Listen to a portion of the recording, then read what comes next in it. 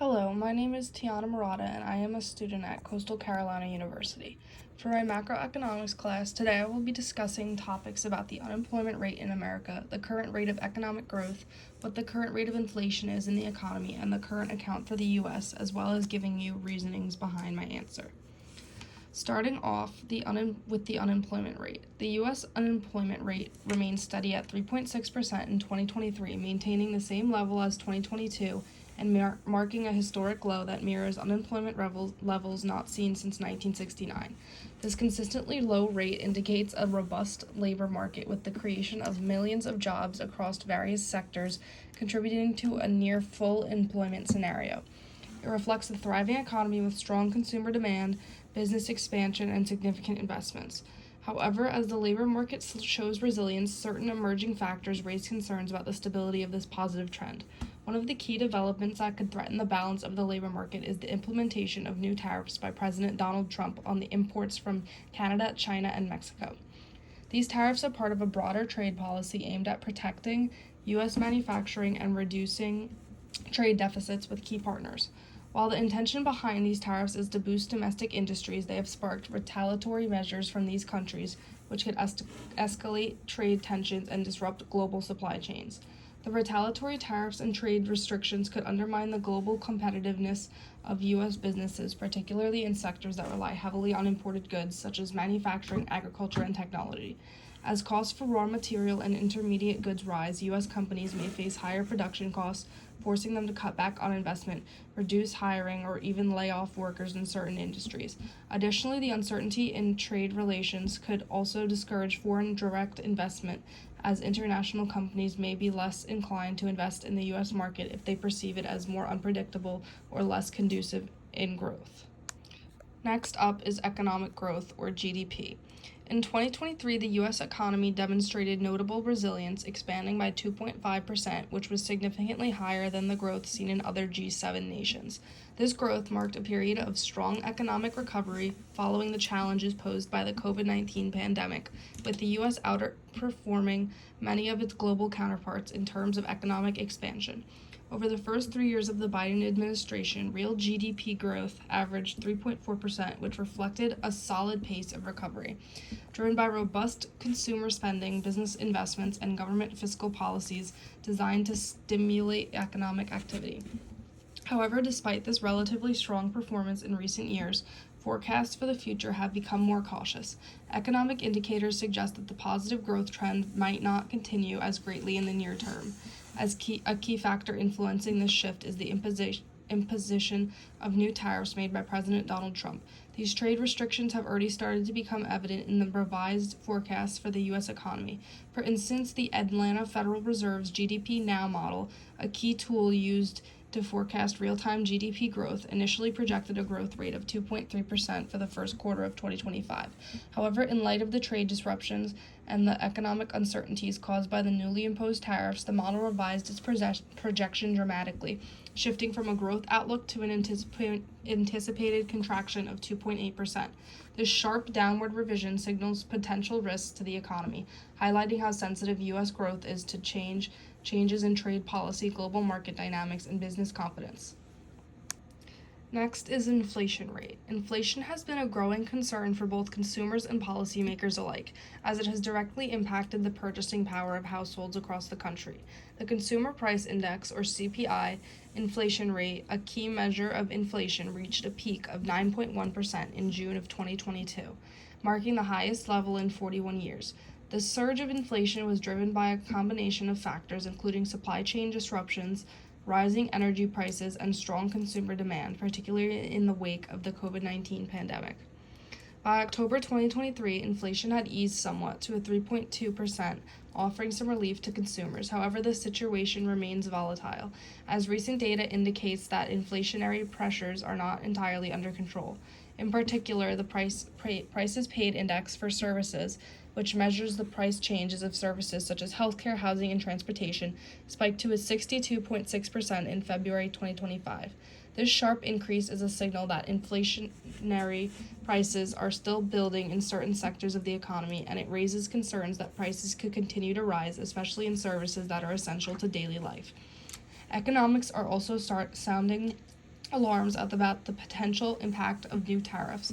If the proposed tariffs are implemented, they could add roughly $1,000 to the average household expenses each year. These tariffs would raise the cost of goods, particularly imports, which could contribute to higher prices for consumers. The additional burden comes at a time when many households are already grappling with the effects of high inflation, rising wages, and overall economic uncertainty. The combination of rising service costs and potential tariff-related price hikes could strain households' budgets even further, creating challenges for consumers already feeling the squeeze of inflation. As for the Federal Reserve's response, they say they have taken aggressive steps to curb rising prices by implementing a series of interest rate hikes. These increases were intended to cool the economy by making borrowing more expensive, which in turn could reduce consumer spending, slow down investment, and lower overall demand. This approach was a direct reaction to inflationary pressures that reached levels not seen in decades, driven by supply chain disruptions, rising commodity prices, and strong consumer demand, fueled by pandemic-related stimulus measures. The central bank's strategy aimed to bring inflation down to its target level of around 2% without triggering a deeper economic downturn. However, as the Fed continues to raise interest rates, emerging signs of an economic slowdown have become more evident. Economic growth is showing signs of deceleration, and key indicators such as consumer and business confidence are beginning to falter. Consumers faced with higher borrowing costs have become more cautious in their spending habits, and businesses are slowing down investment decisions in response to an uncertain economic environment. These shifts are raising concern that the Federal Reserve's tight monetary policy could unintentionally push the economy into a period of stagnation or even recession. Philadelphia Federal Reserve President Patrick Harker has voiced concerns over the growing strain in the consumer sector, particularly in light of the rising costs of credit. Higher interest rates are directly impacting consumer spending, especially in areas like housing and durable goods, where financing plays a key role. The Federal Reserve now faces a delicate balancing act. While its primary mandate is to control inflation, it also has the responsibility to ensure the monetary policy does not stifle economic growth or lead to an unwarranted rise in unemployment. The Fed's actions will need to be carefully calibrated to navigate the interplay between inflation, economic growth, and consumer sentiment with how much is at stake.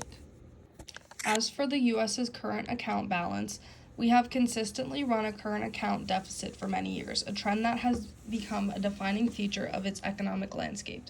A current account deficit occurs when a country imports more goods, services, and income payments than it exports, effectively borrowing from the rest of the world to finance its consumption and investment. For the U.S., this has been driven by strong consumer demand, a desire for a wide variety of imported goods, and its role as a government investment hub that attracts foreign capital as the world's largest economy and a major center for invention. The U.S. has long benefited from the flow of investments while simultaneously relying on imports to satisfy its consumer market. Moreover, a current account deficit can also indicate that the U.S. economy is experiencing high levels of domestic consumption and investment. However, despite these potential positive aspects, a current account deficit does come with potential risks and concerns, especially when viewed in the context of long-term economic stability. Running a persistent deficit means the U.S. must continually borrow from abroad to finance its imports and investments. Over time, this can accumulate into a significant amount of external debt, raising questions about the country's ability to service its liabilities. Ultimately, the current account balance serves as a reflection of the broader economic context. While a deficit is not necessarily a cause for concern in the short term, policymakers in economics must keep a close eye on potential risks related to external debt, foreign investment flows, and the balance of trade. In summary, while the U.S.